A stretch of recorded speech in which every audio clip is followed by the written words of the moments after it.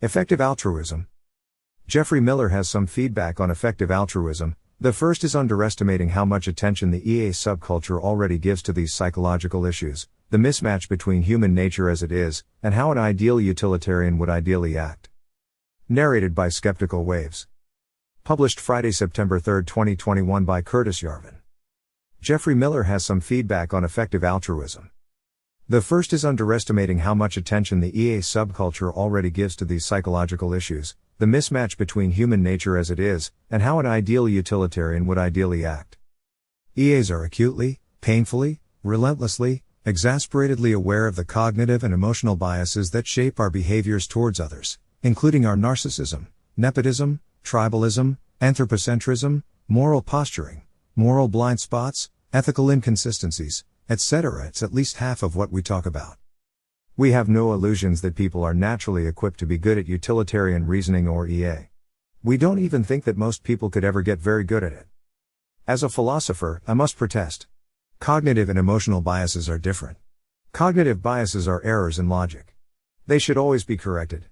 There is no such thing as an emotional bias. Emotional biases are just how you feel when it ain't how you want yourself to feel. Suppose, in an abstract trolley problem, you would want to run over your wife, instead of 10 Pashtun tribesmen. Dollars to donuts, given the real choice, you would take out the Pashtuns. I refuse to believe that anyone, regardless of their IQ, is any good at telling themselves how to feel. Indeed, I believe that, the higher your IQ, the better you are at pretending to feel, at wanting to want. It is only a small step to actually acting that false persona. This is exactly what Christopher Lasch meant about the culture of narcissism. It is simply accepted that this totally insane process is a normal way of thinking and being. I would say that instead of telling themselves what to feel, EA people would do better to ask themselves how they actually do feel. How many random Pashtuns equals a wife, a mother, a child? Personally, to save one of my own children, I might very well condemn all of Central Asia to death by trolley. To save them both I could throw in Brazil. I must be a very ineffective altruist, I'm afraid. EA has made a self-conscious decision to remain a small, select, elite subculture rather than try to become a mass movement, and it's done so precisely because EAs understand that most people are not, and may never be, capable of rational utilitarian reasoning. We're not trying to launch a populist movement of noisy vegan activists. We're trying to quietly set up a sort of alternative cathedral based a little more on reason and evidence, and a little less on the usual hegemonic nonsense. This kind of ambition is a bold ambition, but it is an ambition which must test itself with a rigor congruent with that ambition. Or, in English, the thing that sucks about all the alternative cathedrals is just that they all suck. Please don't suck? The best way to avoid sucking is a high tolerance for adversarial discourse. Here is a modest and humble dose of that. Second, utilitarianism isn't really that complicated or exotic. It's not really about maximizing pleasure. It's about recognizing that all other sentient beings live their lives with a degree of subjective awareness that is often equal to our own, in the case of most other humans, or is a bit simpler, but equally real, in the case of other animal species. That's it. Other beings experience stuff. Bugs too? Or are we cutting it at mammals, who have an emotional system like ours? Also, doesn't sentience scale not only between man and the lower animals? We cannot but accept that a man is more sentient than a rat, but within man himself? If we accept this standard, a professor is worth much more than a strawberry picker, who is worth much more than a trisomy 21 victim. 1,000 rats, however, considerably outweigh the professor, in cortical cells alone. In fact, did you know that all major cities have systematic rat murdering programs? If you believe your own experience matters to you, you should accept that those other beings have experiences that matter to them. This is a major source of meaning in the world, for people who have any capacity for accepting the truth of it. Everything else about utilitarianism flows from this sentientism. This feels a little distant from the utilitarianism of Bentham and Mill, but okay. Note that again, you should accept, you are telling yourself how to feel. Actually, I guess, you are telling me how to feel. Or me. Or everyone. If I am in a war against the Nazis, and I see a German helmet in my scope, containing a being which has experiences that matter, can I blow his experiences out through a fist-sized hole in the back of his head? If not, I cannot fight a war and the Nazis win. Of course, every authentically great religious leader has been a sentientist at heart. Christ's Sermon on the Mount is pure sentientism. If you don't like sentientism, you'll hate Christianity. And, yes, there's an active subculture of Christian EAs. Well, If you want to argue that EA is a religion, possibly a Christian sect, maybe even just a rebranded Unitarianism, that's a bold strategy. Let's see if it pays off. I do not know much about Jesus or his milieu, though I recently did watch Ben-Hur. Supposedly this was a documentary, though I have my doubts. In any case, I suspect that Christ would be pretty confused about any system of ethics that put farm animals on the same level as, even in the same qualitative category as, human beings. Indeed, while we do associate Christianity with a flattening of the concentric circles of sympathy that normally lead one to prefer one's family to a gaggle of Pashtuns, we rarely see an interpretation this hardline and chiliastic. Certainly Christians have often been comfortable in indiscriminately slaughtering non-Christians. When the Crusaders took Jerusalem, the streets ran red with sentient blood. And saying you are more Christian than the Crusaders is a little bit like Obama claiming to know more about Islam than ISIS. Third, EA doesn't lead to a fentanyl collapse, because a fentanyl collapse isn't good for the long term.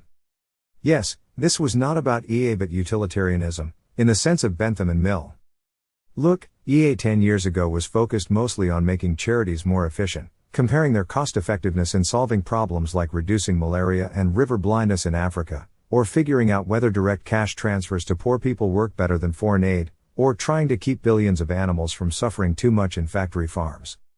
These are, three rather different things, although the conjunction of the three is disturbing, as it gives the unconscious sense that Africa is, like, a human factory farm. But for the first two, at least, did anyone ever consider colonialism? More recently though, the hardcore EA people are really focused on long-termism, not just sentientism.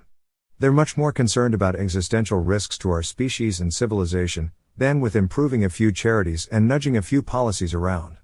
We've realized you can do all the good you want for the next 10 generations, but if that doesn't lead to 100,000 plus generations of sustainable, galaxy-spanning sentience, you're wasting your time. What if the worst existential risk to our species and civilization is just the libs? In that case, the true EA would just be owning the libs. Food for thought, gentlemen.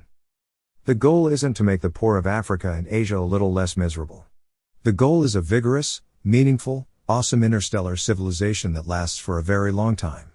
That's how you maximize aggregate, long-term, sentient value, happiness, and meaning.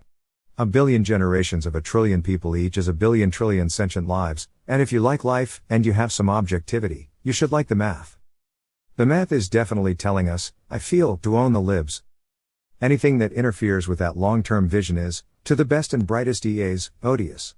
We're aware of short-term/long-term trade-offs in terms of happiness and suffering.